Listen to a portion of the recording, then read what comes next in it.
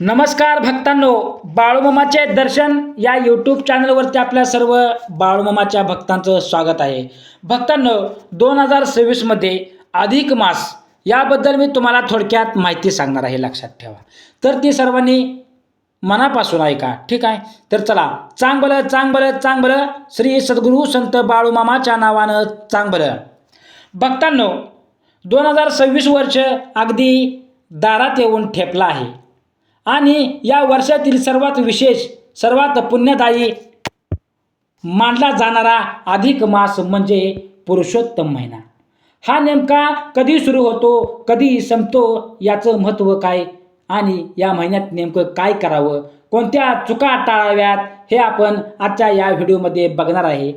त्यामुळे तुम्ही हा व्हिडिओ नक्की पूर्ण बघा आणि चॅनलवर तुम्ही नवीन आहात तर चॅनलला सबस्क्राईब करून बेल आयकॉनचं बटन दाबा. भक्तांनो, कमेंटमध्ये बाळूमामाच्या नावानं चांग भलं, ओम नमो भगवते वासुदेवाय नमः असे नक्की लिहा, जेणेकरून भगवान विष्णू आणि माता लक्ष्मीची कृपा आशीर्वाद तुमच्यावर कायम, कुटुंबावर सदैव राहील.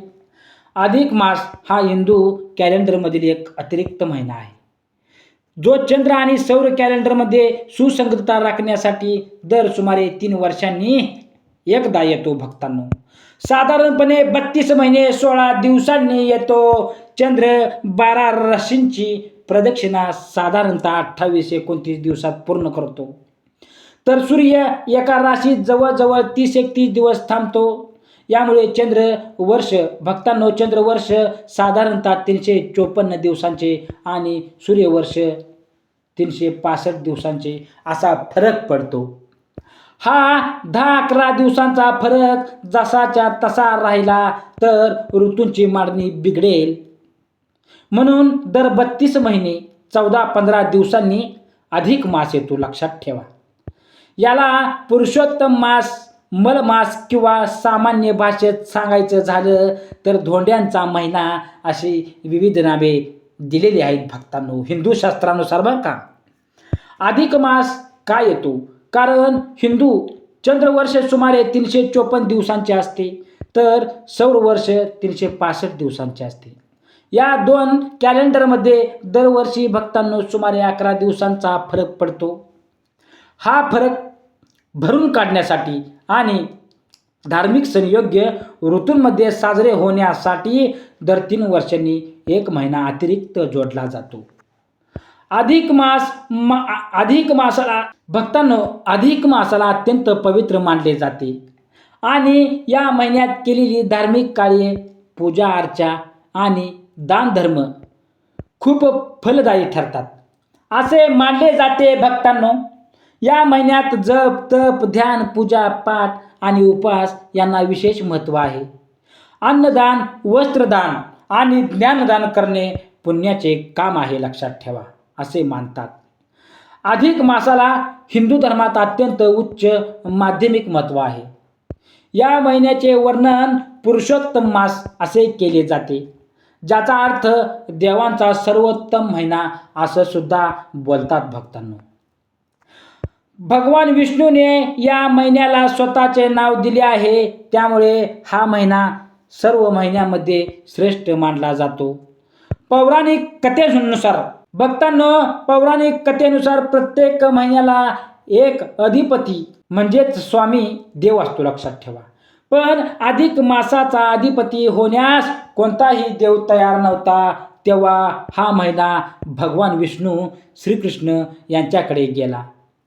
विष्णूंनी या महिन्याची विनंती स्वीकारली आणि त्याला आपले नाव पुरुषोत्तम दिले. भक्तांनो, तसेच आशीर्वाद सुद्धा दिला की या महिन्यात केलेली सर्व धार्मिक कार्ये अनंत पटीने अधिक फलदायी होतात. असे म्हणतात की भक्तांनो, या चांगल्या महिन्यात, पवित्र महिन्यात केलेल्या तपश्चर्यामुळे, अधिक धार्मिक कार्यामुळे व्यक्तीच्या सर्व पापांचा नाश होतो आणि मोक्ष प्राप्त होते. आध्यात्मिक प्रगतीसाठी अधिक मासात खालील गोष्टींना विशेष महत्त्व स्थान आहे. या महिन्यात भगवान विष्णू आणि त्यांच्या अवतारांची, विशेषतः श्रीकृष्ण आणि सत्यनारायण यांची पूजा करणे अत्यंत चांगले मानले जाते. शुभ मुहूर्त मानला जातो, लक्षात ठेवा. मंत्र जप भक्तांनो, ओम नमः भगवते वासुदेवाय या मंत्राचा सतत जप केल्याने विशेष पुण्य मिळते.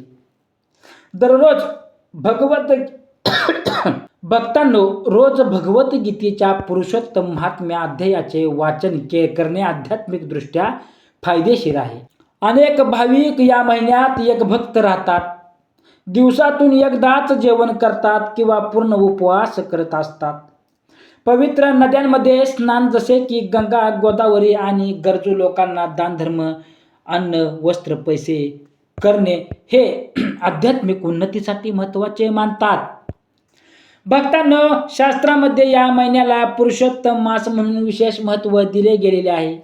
कारण स्वयं भगवान श्री विष्णूंनी कृष्णांनी या महिन्याला माझं नाव द्या असं सांगितलेलं आहे.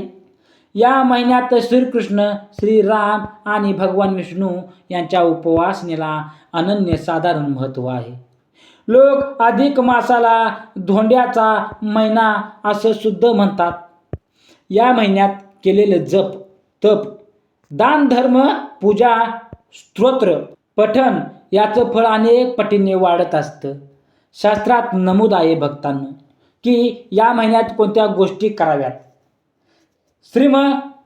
भगवद्गीतेचे मनापासून वाचन, विष्णू सहस्त्रनाम, पुरुषोत्तम मासाची कथा, श्रीरामचरित्र मानसातील काही विशिष्ट प्रकरण. दररोज किमान 108 वेळा ओम नमो भगवते वासुदेवाय नमः या मंत्राचा जप करा. एवढ्या मोठ्या स्त्रोतांसाठी वेळ नसेल तर फक्त मंत्र जप केला तरीही चालतो. भक्तांनो, तुम्हाला पुण्याचे फळ मिळेल. या महिन्यात शक्यतो एक वेळचं अन्न घ्यावं असं काही परंपरागतमध्ये सांगितलं गेलेलं आहे. यामुळे शरीर हलकं राहतं आणि मन जप तापासाठी स्थिर होतं. या महिन्यात दानाचं विशेष महत्त्व आहे. दान केलेले चांगलं आहे. या महिन्यात गहू, तांदूळ, मूग, दूध, दही, तूप, आवळा, तांदळाच्या पिठाचे पदार्थ, जिरे, साखर, खजूर अशा सात्विक वस्तूंचं दान केल्याने ग्रहदोषी शांतता होते, घरात शांतता निर्माण राहते. याचबरोबर अधिक मासात दीपदान अत्यंत शुभ मानलं जातं. आता मुख्य मुद्दा 2026मध्ये अधिक मास आपल्याला कधी करायचा आहे. ठीक आहे भक्तांनो, 2026मध्ये अधिक मास हे मे महिन्यात येत आहे. 16 मे 2026 शनिवारी अमावस्या या दिवशी वैशाख महिना समाप्त होतो. 17 मे 2026 अधिक ज्येष्ठ महिन्याची सुरुवात या दिवशीच चंद्रदर्शन आणि गंगा दशेहरांची सुरुवात. यापासून पुढे संपूर्ण एक महिना हा अत्यंत पुण्यदायी पुरुषोत्तम मास राहणार आहे. 21 मे 2026 गुरुवारी पुरुषामृत योग अतिशय शुभ. या दिवशी काही खरेदी केले, विशेषतः सोने चांदी, ते अनेक पटींनी वाढतं असं शास्त्रात सांगत आहेत. धोंड्याच्या महिन्यात लोक अगदी पाण्यातील जोडवी सुद्धा खरेदी करतात. चांदी लक्ष्मीप्रिय असल्याने या दिवशी चांदीच्या वस्तू घ्यायला खूपच चांगलं असतं. नंतर 3 जूनला संकष्टी चतुर्थी, 11 जूनला कमला एकादशी. याच दिवशी पंचकही सुरू होतात असतं, लक्षात ठेवा. 15 जून अमावस्या आणि याच दिवशी अधिक मास समाप्तीही आहे. सोमवती अमावस्या असल्याने फळ अधिक वाढतं. भक्तांनो, 2026 वर्षात अंगारकी संकष्टी चतुर्थी 3दा येणार आहे. हे अत्यंत शुभयोग मानलं जातं. अंगारकीच्या उपवासाचे फळ म्हणजे शास्त्रात लिहिलेल्या सर्व संकष्ट चतुर्थीचे एकत्र पुण्य. धोंड्याच्या महिन्यात जावई मुलीला चांदीचे वाण देण्याची परंपरा अजूनही अनेक घरामध्ये चालते. चांदी हा सात्विक, शुभ आणि मनधन वाढणारा धातू आहे. 2026मध्ये येणारा अधिक मास हा अत्यंत पवित्र असा वर्षातील सर्वात चांगला कालखंड मानला जाणार आहे. या महिन्याला पुरुषोत्तम मास, माधव मास असेही म्हणतात. या महिन्यामध्ये केलेली पूजा, जपदान, पाठ, सेवा याचं फळ 100 पटीने वाढतं, लक्षात ठेवा. पण या महिन्यात काही चुका केल्या तर त्याचा परिणाम संपूर्ण वर्षभर जाणवू लागतो. म्हणूनच आज आपण जाणून घेणार आहोत की अधिक मासात कोणत्या चुका करायच्या नाहीत, कोणत्या गोष्टी आपल्याला करायच्या नाहीत आणि कोणत्या गोष्टी आपल्याला केल्याने पुण्य कमी होतं. आणि कोणत्या वागणुकीमुळे घरातील सुख कमी होते. अधिक मासात कोणती कामे करू नयेत. लग्न, साखरपुडा, ग्रह प्रवेश, नामकरण, मुंडन, मोठी मंगल कार्य, कुटुंबातील आनंदासाठी, ग्रहशांतीसाठी ही कामं या काळात तुम्हाला टाळायची आहेत भक्तांनो. तसेच या महिन्यात मांसाहार, मद्यपान, कांदा, लसूण आणि तिखट उडदाचे पदार्थही खाऊ नका. कोणत्याही नवीन कामाची सुरुवात नाही. अधिक मासात साधारणतः नवीन कामे, नवीन घरे, नवीन दारांची सुरुवात, नामकरण, ग्रह प्रवेश, लग्न, मंजूस, वस्तुशांती अशी मोठी शुभकार्ये टाळली जातात. असली कामे तुम्ही करायची नाहीत. कारण हा महिना उपवासना आणि आत्मशुद्धीचा आहे. घरात भांडण, राग, तापटपणा अजिबात करत नाही. हा महिना शांततेचा, जपाचा आहे. भांडण केल्यास पुण्य नष्ट होते असे म्हणतात. रोज सूर्योदयापूर्वी उठणे टाळू नये. अधिक मासात ब्रह्ममुहूर्तातील उठणे हे अनिवार्य मानले जाते. उशिरापर्यंत झोपणे पुण्यकर्म करते. देवघर, देवाची पूजा, मूर्ती अस्वच्छ ठेवू नये. अधिक मास म्हणजे सेवा, शुद्धता आणि शुद्धता. देवघरात धूळ, जाळी, तुटकी मूर्ती ठेवणे अत्यंत अशुभ मानतात. तिखटवाणी, निंदा, चुगली अजिबात नाही. अधिक मासात गोसिप, निंदा, वाईट बोलणे टाळल्यास पूर्ण खूप महत्त्वाचं असतं, लक्षात ठेवा. वाईट बोलल्यास पुण्यक्षीण होते. पाप करणे, खोटं बोलणे नाही. या महिन्यात केलेले पाप अनेक पटीने वाढून फळ मिळते. जास्त झोप, आळस टाळा. हा महिना तप, ध्यान, व्रत याचा आहे. अति आळस केल्यास पुण्य नष्ट होते. घरात जुना कचरा, तुटकी भांडी, नादुरुस्त वस्तू ठेवू नका. विशेषतः अधिक मासात घरातील कचरा साफ करणे अत्यंत शुभ आहे. काटकसर दान न करणे मोठी चूक. अधिक मासात दानाचं पवित्र फळ 100 पट वाढतं. दान टाळणे म्हणजे पुण्य गमावणे. जास्त खर्च, दिखाऊपणा टाळा. हा महिना भक्तांनो जोरात खर्च करण्याचा नसून साधेपणा आणि मर्यादेचा आहे. 11 देवांचे व्रत अर्धवट सोडू नका. सुरू केलेला जप, व्रतपाठ अर्धवट सोडणे चुकीचे मानले जाते. मांस, मद्य, तिखट, राग वाढवणारे अन्न टाळा. अधिक मासात तामसिक आहार पुण्य कमी करतो. रात्री उशिरा खाणे नाही. रात्री उशिरा जेवल्यास शरीर आणि मन शुद्ध राहत नाही. अनावश्यक मोबाईल, रील्स, टाइम्स वाया घालवू नका. हा महिना जपाचा आहे. मोबाईल, फालतू मनोरंजन कमी करा. घरात अंधार ठेवू नका भक्तांनो. संध्याकाळी दीप लावणं अत्यंत शुभ. अधिक मासात लक्ष्मी प्रवेश वाढतो. वडीलधाऱ्या माणसांचा, वडिलांचा अपमान अजिबात करू नका. वृद्धांचा अपमान हा सर्वात मोठा दोष आहे, चूक आहे. या महिन्यात तो अधिक गंभीर मानला जातो. चुकीचे खर्च, उधारी, कर्ज करू नका. अधिक मासात कर्ज घेणे अशुभ. उधारी वाढवणं टाळावं. महत्त्वाचं, देवाची सेवा थांबवू नका. अधिक मासात हे जरूर करा. श्रीकृष्ण सहस्त्रनाम, श्रीमद भगवद्गीता पठण, स्वामी समर्थ श्री बाळूमामाच्या नावानं चांग भलं.